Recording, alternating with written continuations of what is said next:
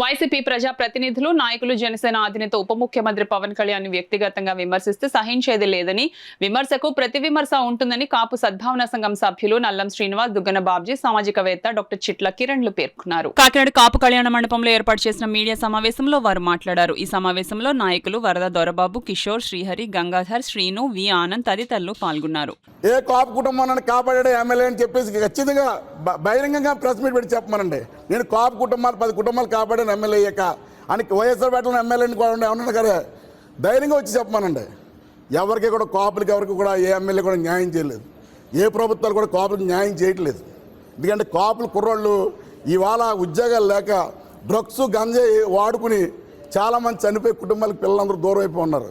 ముద్రగడ పద్మనాభ గారు సాధిస్తారు కాదని చెప్పేసి ఆయన నమ్ముకుని మేము వెళ్తే ఆయన మా నడి రోడ్లో దింపేసి అదే వైఎస్ఆర్ పార్టీ వచ్చిన తర్వాత కూడా అతను ఆ ప్రభుత్వాన్ని ఉపయోగించుకోకుండా ఆ యుద్ధం చేసుకుంటూ వచ్చి ఇవాళ మళ్ళీ జగన్మోహన్ రెడ్డితో ముడికడుతున్నాడంటే మా పరిస్థితి ఎలా ఉందనేది కూడా మేము కూడా అర్థం చేసుకునే పరిస్థితి ఇవాళ ఏర్పడడం జరిగింది. ఇవాళ ఇది ఒకటే చెప్తున్నాను, పూర్వం కాపులందరూ కూడా కూలి పనులకు వెళ్ళి కాయగూరలు వ్యాపారం చేసుకుని ఉప్పు అమ్ముకుని బతికి వాళ్ళు ఇవాళ ప్రతి ఇంట్లో కూడా కాపు చదువుకునే ఉన్నాడు. ఇవాళ ప్రతి ఓడికి కూడా రాజకీయం తెలుసుకున్న రోజు వచ్చింది. ఈరోజు ఖచ్చితంగా 199% పవన్ కళ్యాణ్కి కాపు జాతి అంతా కూడా జనసేన పార్టీకి ఉందని చెప్పేసి సందర్భంగా చెప్పడం జరుగుతుంది. ముఖ్యంగా ఒక ఉద్దేశం చెప్పాలి నేను, ఏదైనప్పటికీ కూడా ఏదైతే పవన్ కళ్యాణ్ గారు బరుగుపరైన వర్గాలతోనే ఉండాలన్న కాన్సెప్ట్ పెట్టుకున్నాడు ఆయన, మా ఆశయం కూడా అదే. కాకినాడలో ఇవాళ ఖచ్చితంగా చెప్తున్నాను, ఇవాళ మేము కోప కులం అనేది మాత్రం మేము బేస్గా తీసుకోము. మేము మా పెళ్ళిళ్ళలో మా సావుల్లోనే మేము క్యాష్ చూసుకుంటాం తప్పించి బయటకు వెళ్తే మాత్రం అన్ని కులాలతోటి మేము అనుబంధంగా ఉండి ఇవాళ అన్నా తమ్ముళ్ళ కింద మసులుకుంటూ మేము పవన్ కళ్యాణ్ గారికి మంచి గిఫ్ట్ ఇవ్వాలని కాకినాడలో మేము ఎదురు చూస్తూ ఉన్నాం. రేపు వచ్చి 2029లో కూడా ద్వారంపూడి చంద్రశేఖర్ గారు ఎమ్మెల్యే అవుదాం అనుకుని ఆయన అనుకుంటున్నాడమ్మో. ఖచ్చితంగా చెప్తున్నాం, మా ప్రాణాలన్నా కాకినాడలో వదులుకుంటాం కానీ ద్వారంపూడి చంద్రశేఖర్ అన్న వ్యక్తి మళ్ళీ ఎమ్మెల్యే అవడని చెప్పేసి ఈ సందర్భంగా చెప్తూ రేపు వచ్చి రోజుల్లో 2029లో జనసేన జెండా కాకినాడలో రెవరవలాడి రోజు తీసుకొస్తానని చెప్పి సందర్భంగా చెప్పుకుంటూ ఈ కార్యక్రమాలు కాపులు అందరూ కూడా తెలుసుకోవాల్సింది ఏంటంటే అందరూ మనం బంధుమిత్రులమే, మన చుట్టాలమే, మనం కొట్టుకోవద్దు. మనం పవన్ కళ్యాణ్ గారిని అలాగ బొమ్మలాగా ఆయన చూస్తే ఆయన ఏదో రోజున సీఎం అవుతారు, సీఎం అవుతే గర్వంగా చెప్పుకునే రోజులు మనకు వస్తాయని చెప్పి సందర్భంగా ఈ అవకాశం ఇచ్చిన మీ అందరూ కూడా పేరున ధన్యవాదాలు చెప్పుకుంటూ పవన్ కళ్యాణ్ గారిని వాళ్ళు ఇష్టారీతంగా విమర్శిస్తూ వాళ్ళ యొక్క అక్కసుని వెళ్ళగక్కారండి. దీనికి ముఖ్య కారణం ఆ నాయకులందరూ గతంలో వైసీపీకి పనిచేసిన వ్యక్తులని మీ అందరికీ తెలియజేయడం జరుగుతుంది. ఎందుకంటే ఆ వ్యక్తులు ఏ రోజు కులానికి ఏం చేశారో అన్నది మీ అందరికీ తెలుసు. వాళ్ళ యొక్క ఫొటోస్ కానీ ఇవన్నీ మేము ఎంక్వైరీ చేస్తే వాళ్ళు ఏ రోజు కులానికి పనిచేసిన దాఖలాలు లేవు. అట్లాగే వాళ్ళ యొక్క వ్యక్తిగత స్వలాభం కోసం కులాన్ని వాడుకున్న వ్యక్తులుగా మేము గుర్తించబడ్డాయండి. సో అలాంటి వ్యక్తులు జనసేన అధినేత శ్రీ పవన్ కళ్యాణ్ గారి మీద అవాకులు చవాకులు పేలటం అన్నది చాలా చాలా చాలా దారుణం. ఒక ముఖ్య విషయం చెప్పదలుచుకున్నానండి. జనసేన పార్టీ పెట్టింది ఒక కులానికి కుమ్మకాయాలని కాదండి, అణగారిన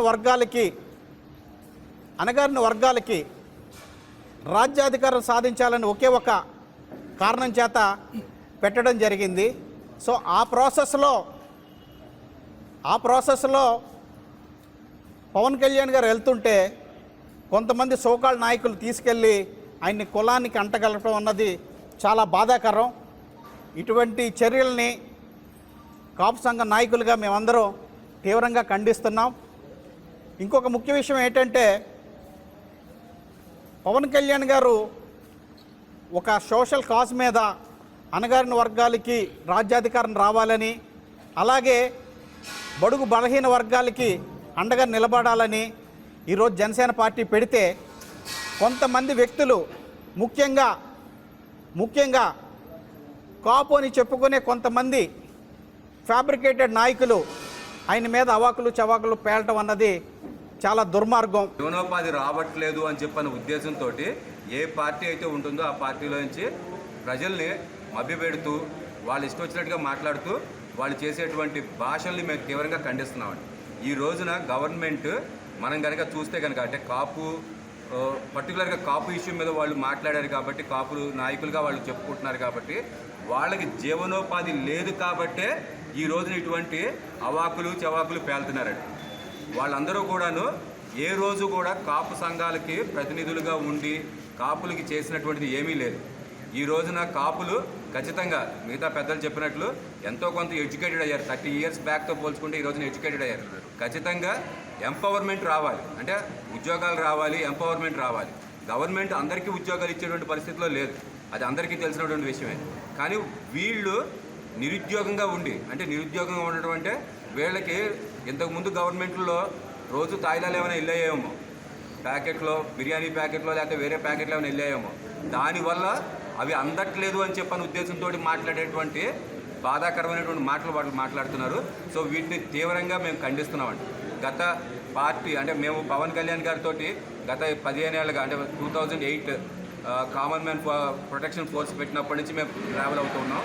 ఆయన పార్టీలకి అతీతంగా, కులాలకు అతీతంగా, మతాలకు అతీతంగా అందరినీ, బడుగు బలహీన వర్గాలందరినీ కూడాను చేసేసినట్టు దగ్గర తీసుకున్నటువంటి మనిషి. అటువంటి మనిషి మీద వీళ్ళు ఇటువంటి అవాకులు చవాకులు పేల్చడం అనేటువంటి తప్పు అని చెప్పని ఇక్కడ ఉన్నటువంటి మేమందరం కూడా దాన్ని తీవ్రంగా ఖండిస్తున్నామండి.